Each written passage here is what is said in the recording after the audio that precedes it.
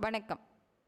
விரிந்த பார்வையின் இன்றைய காலை நேர செய்திகள் வாசிப்பவர் சூர்யா தேவி.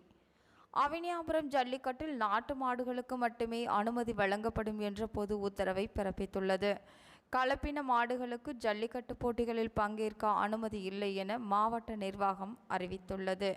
ஜல்லிக்கட்டு போட்டிகளில் மாடுகளை பதிவு செய்பவர்கள் விண்ணப்ப படிவத்தோடு காளைகளின் திமிழ் மற்றும் அவற்றின் உரிமையாளரின் புகைப்படத்தோடு சமர்ப்பிக்க வேண்டும் என மாவட்ட நிர்வாகம் கேட்டுக்கொண்டுள்ளது. கஞ்சா விற்பனை மற்றும் கடத்தல் உள்ளிட்ட குற்றச்சம்பவங்களை தடுக்க சமூக பாதுகாப்பு குழு ஏற்படுத்த உத்தரவிடக் கோரிய வழக்கில் காவல்துறை தரப்பில் பதிலளிக்க உயர்நீதிமன்ற மதுரை கிளை உத்தரவிட்டுள்ளது.